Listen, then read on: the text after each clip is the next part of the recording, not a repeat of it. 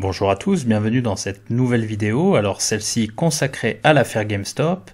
Alors ce qu'on va essayer de faire dans cette vidéo, c'est de comprendre un peu ce qui se passe sur le titre GameStop, donc côté aux États-Unis, et de comprendre en particulier comment fonctionne un short squeeze. Alors comme d'habitude, point important, les informations présentées dans cette vidéo ne constituent aucunement des conseils en investissement, celles-ci ont un but purement éducatif. Alors ce qu'on va faire tout de suite, c'est qu'on va regarder l'évolution du cours de GameStop. Donc on voit ici un graphique que j'ai extrait du site Google Finance. Et donc ce qu'on va regarder en particulier, c'est l'évolution du titre GameStop donc entre 2015 et 2020. Donc juste avant l'apparition du short squeeze.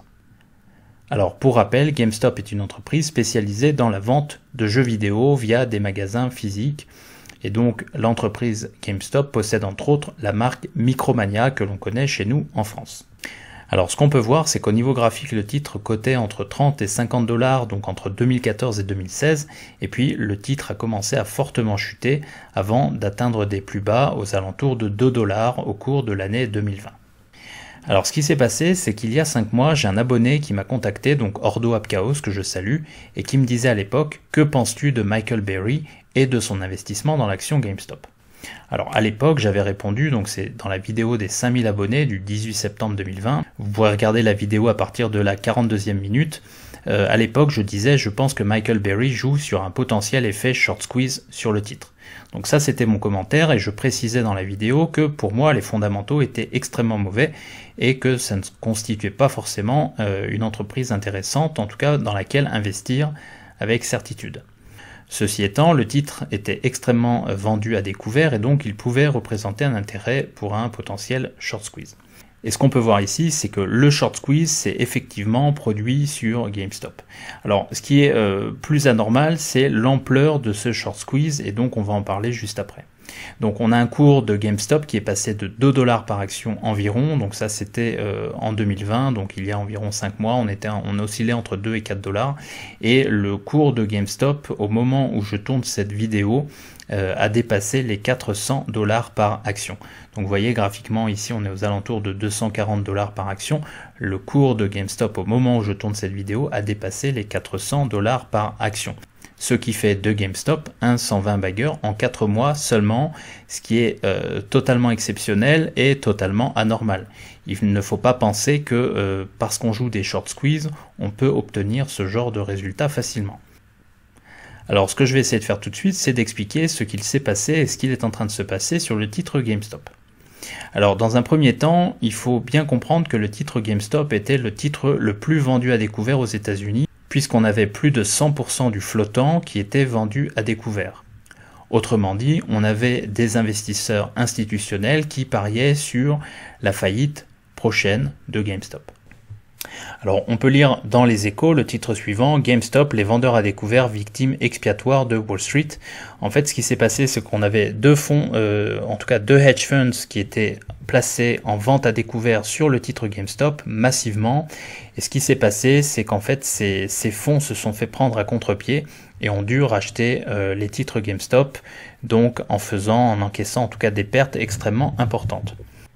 Alors le plus étonnant dans cette histoire GameStop, c'est le fait que des gérants de hedge funds extrêmement expérimentés se soient fait prendre à contre-pied par des particuliers qui ont coordonné une réponse massive sur le titre GameStop, tout simplement en achetant massivement les actions GameStop. Et donc on avait ces hedge funds qui étaient positionnés en vente à découvert, donc dans toute la descente en fait ils sont positionnés en vente à découvert, ils vendent le titre en anticipant une faillite potentielle de GameStop. Et puis on a une coordination de simples particuliers, notamment sur un forum qui s'appelle Reddit aux États-Unis, et donc qui se sont organisés en achetant chacun des actions de GameStop, ce qui a entraîné une hausse du cours de GameStop et ce qui a entraîné en fait le rachat massif de la part des vendeurs à découvert, ce qui a déclenché cette hausse de prix extrêmement importante sur le titre. Et donc on a d'un côté ces hedge funds qui étaient positionnés en vente à découvert sur le titre GameStop et de l'autre côté des particuliers qui ont coordonné une réponse en achetant régulièrement des titres GameStop pour voir celui-ci monter et inciter les vendeurs à découvert à se racheter, ce qui de facto entraîne en fait une hausse des cours prolongée du titre et extrêmement rapide. Alors ce qu'on peut lire dans le Financial Times, c'est la chose suivante. Short squeeze spreads as day traders hunt next GameStop. Alors ça veut dire quoi? Ça veut dire que ce qui s'est passé sur le titre GameStop est en train d'inciter des day traders, donc des traders particuliers, à potentiellement essayer de faire la chasse au potentiel short squeeze, un peu à la manière de Michael Berry, comme on l'a vu juste avant et dont je vais reparler juste après. Et donc ça pourrait entraîner potentiellement d'autres tentatives de coordination sur d'autres titres. Et c'est là où en fait le régulateur américain est en train de plancher sur la question. Pourquoi? Parce que ça pose un problème au marché financier, c'est-à-dire que si demain les particuliers sont capables de coordonner des réponses sur certains titres, on pourrait avoir ce genre de réaction sur d'autres titres potentiellement, aussi bien aux États-Unis qu'en Europe. Et c'est ce qu'on peut lire également dans les Échos. Les boursicoteurs tentent d'importer le phénomène GameStop en France. Ainsi, on peut lire certains des titres les plus vendus à découvert en Europe, comme Unibail-Rodamco-Westfield, Klépierre ou Nokia, se sont envolés mardi et mercredi. Alors dans cette affaire GameStop, on a d'un côté des hedge funds qui étaient vendeurs à découvert qui se sont fait prendre au piège par de simples particuliers qui ont coordonné une réponse. Et puis on a un phénomène qui pourrait prendre de l'ampleur et puis se répéter sur d'autres titres, donc par exemple aux États-Unis, mais aussi en Europe, pourquoi pas. Alors ce que je vais essayer de faire tout de suite, c'est de rapidement définir ce qu'est un short squeeze. Alors un short squeeze, c'est quoi? C'est tout simplement une liquidation forcée des positions vendeuses. Alors c'est ce qu'on appelle en français la VAD ou VAD, vente à découvert. Et donc c'est un short squeeze, c'est lorsque les vendeurs à découvert sont obligés de se racheter. Et donc généralement ce qu'on observe, c'est une soudaine hausse du prix d'un actif causée par le rachat massif de vendeurs à découvert pris à contre-pied. Il ne faut d'ailleurs jamais oublier qu'un vendeur à découvert est en permanence un acheteur potentiel. Donc admettons par exemple que vous ayez des titres sur l'action Total, le vendeur à découvert va emprunter vos actions Total contre rémunération, il va vous rémunérer, donc on va avoir des taux d'emprunt qui peuvent être de 4-5% par an sur certains titres très liquides comme Total par exemple, mais qui peuvent également monter à 40-45% par an sur des titres très illiquides, ce qui est le cas je pense pour un titre comme GameStop, en tout cas avant le short squeeze. Alors ce qui se passe, c'est qu'on a des investisseurs qui prêtent leurs titres. Pourquoi? Parce qu'ils voient leur titre baisser, par exemple le titre GameStop baisser, et donc plutôt que d'encaisser la baisse, ils préfèrent prêter leurs titres et puis éventuellement toucher une rémunération contre le fait de prêter leurs titres, par exemple 40-45% annuel, et donc ça va compenser une partie des pertes sur leurs titres. Et puis de l'autre côté, on a des investisseurs qui parient sur une vente à découvert et qui sont prêts à emprunter des titres pour pouvoir vendre celui-ci à découvert en espérant une baisse du titre rapide. Bien entendu, quand je parle de 40 à 45%, c'est un taux annuel et bien entendu, les vendeurs à découvert qui sont en position de vente à découvert sont plutôt dans l'esprit de faire un bénéfice après quelques semaines ou quelques mois. Donc ça veut dire que le taux réel qu'ils vont payer ne sera pas de 45%, mais peut-être de 5 à 10%, avec un profit potentiel de 100% si le titre venait à faire faillite. Donc on a d'un côté des investisseurs qui sont longs, donc c'est-à-dire qui sont haussiers, qui possèdent les titres en portefeuille et qui les prêtent pour toucher potentiellement un rendement supplémentaire en attendant de récupérer leurs actions. Et puis on a de l'autre côté des vendeurs à découvert qui empruntent ces actions, qui les vendent immédiatement dans le marché et donc qui les vendent dans le marché pour faire baisser le prix du cours de bourse et qui sont censés les racheter pour pouvoir les rendre à leurs propriétaires. Et donc au milieu de ces vendeurs à découvert et de ces investisseurs longs qui prêtent leurs actions aux vendeurs à découvert, on va retrouver certains investisseurs comme Michael Berry qui essaient d'anticiper un potentiel short squeeze, en achetant notamment les actions des entreprises les plus vendues à découvert, dans l'attente généralement d'un catalyseur. Et donc pour Michael Berry, qui est un investisseur activiste, l'idée c'était de dire à GameStop de potentiellement utiliser une partie de sa trésorerie pour faire du rachat d'actions, ce qui aurait naturellement fait remonter le cours de l'action. Par ailleurs, Michael Berry anticipait potentiellement une reprise des ventes de jeux vidéo dans les magasins physiques en fin d'année. Et donc c'était potentiellement son catalyseur pour espérer jouer un short squeeze sur le titre GameStop. Alors comme on peut le voir ici, je vous ai mis une copie d'écran de Bloomberg, le marché était extrêmement baissier sur le titre, en tout cas concernant le titre GameStop, puisque les actions GameStop étaient en tendance baissière depuis 2013. Et donc le marché anticipait une faillite prochaine de la société GameStop.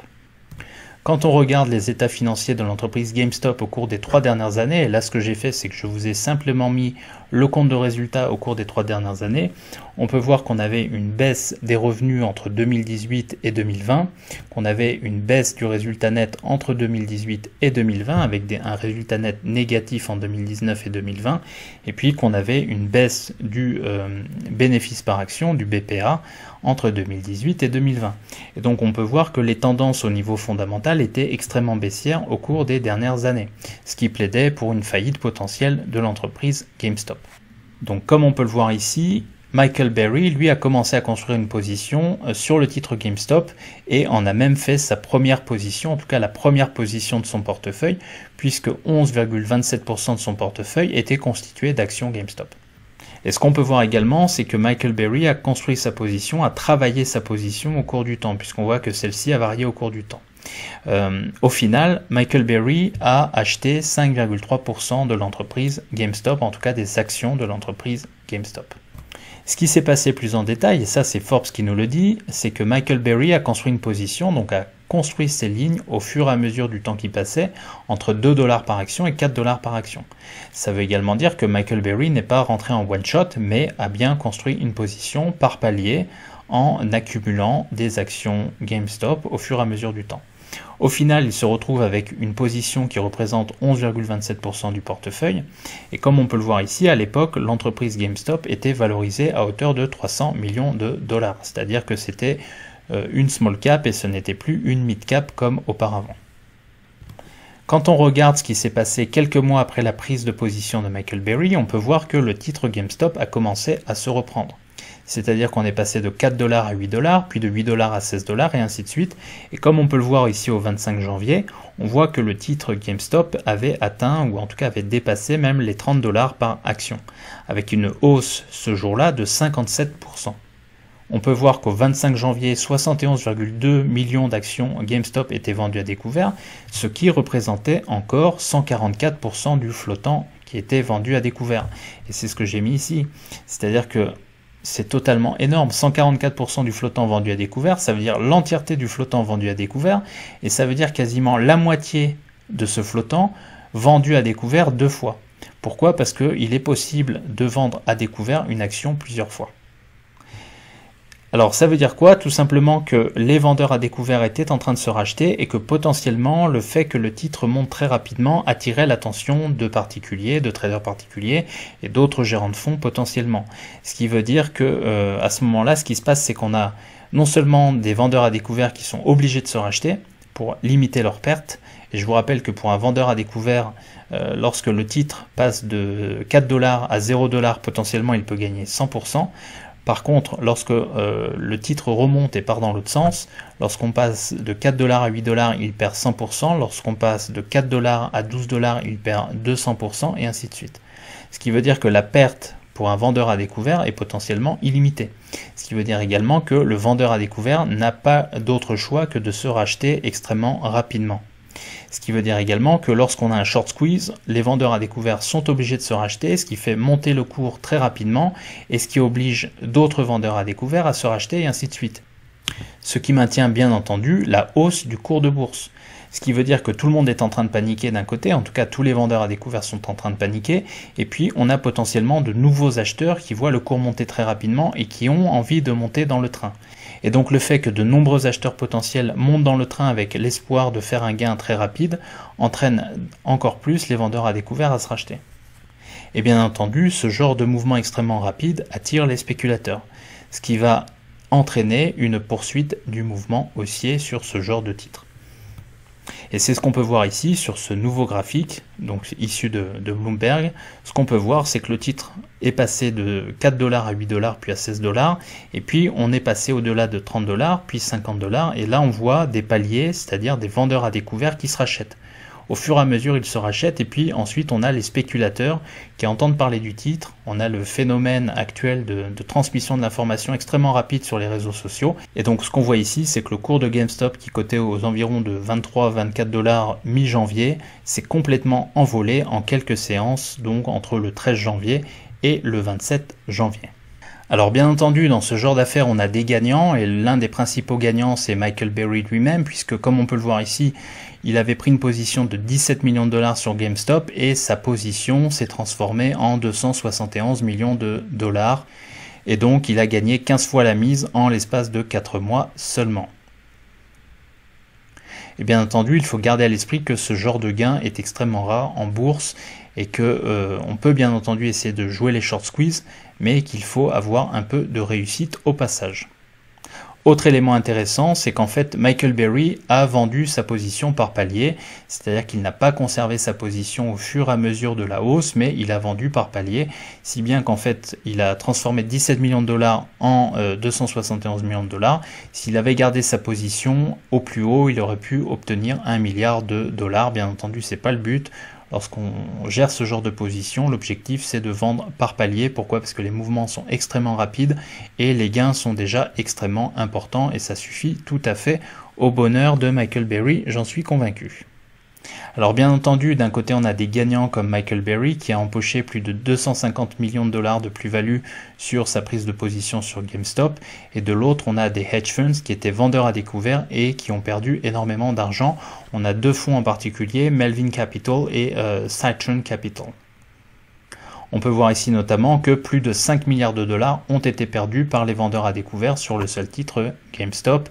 Ça nous dit également autre chose, c'est-à-dire que la vente à découvert est extrêmement risquée, et donc ça c'est un message pour tous les gens, pour tous les investisseurs particuliers qui suivent la chaîne, à savoir que idéalement on ne fait pas de vente à découvert, même en SRD, ça demande beaucoup de connaissances, et vous voyez que même quand on est extrêmement expérimenté, on peut y laisser son portefeuille. Je rappelle que lorsqu'on a une position de vente à découvert, les pertes peuvent être supérieures à 100%, puisque le titre peut doubler, tripler, quadrupler, et donc les pertes peuvent être multipliées par 2, par 3, par 4, etc. Et j'insiste donc au passage pour rappeler qu'il est extrêmement important, même pour un particulier, de ne pas faire de vente à découvert sur un titre, notamment en utilisant le SRD par exemple. Pourquoi? Parce que c'est une activité extrêmement dangereuse, c'est-à-dire qu'on peut avoir raison une fois, deux fois, trois fois, et y laisser sa chemise la quatrième ou la cinquième fois. Voilà, depuis Michael Berry a commenté tout ça, donc lui est sorti de ses positions, a priori il lui reste peut-être un reliquat sur sa position, je ne sais pas. Par contre il a commenté ce qui s'est passé sur le titre GameStop en signalant que cette hausse magistrale sur le titre n'était pas naturelle, était complètement folle et extrêmement dangereuse. Il insiste sur le fait que ceci n'est absolument pas rationnel, et ceci nous renvoie à un autre message, c'est que le marché action pour le moment est un peu fou, c'est-à-dire qu'on part un peu dans tous les sens, et c'est des choses que l'on a pu observer notamment à la fin de la bulle, donc au début des années 2000. Et donc je pense qu'il va falloir rester très attentif sur ce qui se passe, notamment sur le marché américain, mais aussi sur les marchés, en tout cas sur les valeurs de la tech aux États-Unis. Pourquoi? Parce que lorsqu'on a ce genre de comportement complètement irrationnel, de type casino, c'est souvent le début de la fin. Donc vraiment, essayez de rester prudent dans vos prises de position et essayez de rester attentif par rapport à ce qu'il est en train de se passer sur les marchés, en gardant à l'esprit que ce qu'il est en train de se passer n'est pas un comportement que l'on observe habituellement sur des cours de bourse, même si ici et là de temps en temps on a ce genre de comportement. On peut penser au titre Tilray, donc au Canada il y a quelques années. Alors quand on lit un peu la presse européenne, on peut lire que plusieurs entreprises européennes faisant l'objet de paris boursiers à la baisse ont vu leur cours fortement grimper mercredi, une conséquence indirecte de mouvements extrêmement brutaux autour de l'action GameStop aux États-Unis. Alors pourquoi est-ce qu'on observe ce genre de comportement à mon avis? Tout simplement parce que certains fonds qui spéculent à la baisse sur certains titres sont potentiellement en train de couvrir leur position au cas où certains titres seraient visés par une spéculation extrêmement agressive, en tout cas à l'achat sur certains titres, y compris des titres européens. Alors ce que j'ai fait ici, c'est que je vous ai mis les actions les plus vendues à découvert aux États-Unis. Alors vous voyez, vous pourrez retrouver cette liste sur le site highshortinterest.com. Là, je vous ai mis ici une liste qui date du 23 janvier 2021. Bien entendu, cette liste est remise à jour régulièrement. On peut voir ici que GameStop était au 23 janvier l'action américaine la plus vendue à découvert, avec une vente à découvert représentant 138% du flottant. Et puis on retrouve d'autres titres extrêmement vendus à découvert comme le titre Virgin Galactic ou AMC Entertainment Holdings, donc l'entreprise qui gère les cinémas ou qui gère en tout cas des complexes de cinéma américains. Donc on a ici des titres fortement vendus à découvert qui pourraient à un moment ou à un autre faire l'objet d'un short squeeze, c'est pas impossible, d'autant plus si des particuliers décident de s'organiser pour acheter massivement certains titres de cette liste. Donc on peut voir ici que la part du flottant vendu à découvert est extrêmement importante sur certaines actions américaines. Vous voyez ici entre 138% du flottant et 37% du flottant. On va voir ici en France, j'ai mis la même chose pour la France. Donc vous pouvez retrouver la liste des actions vendues à découvert sur le site shortnl.nl. Donc ici en date du 26 janvier 2021, on retrouve pour la France les titres Alstom, Vallourec et Casino parmi les sociétés les plus vendues à découvert. Et puis vous voyez ici, je vous ai mis la même chose pour le Royaume-Uni. On va retrouver des titres comme Ocado, comme Tullow Oil ou bien encore comme Marks & Spencer Group. Et puis je vous ai mis ici les actions les plus vendues à découvert aux Pays-Bas. Donc on va retrouver Just Eat Takeaway ou Air France KLM par exemple.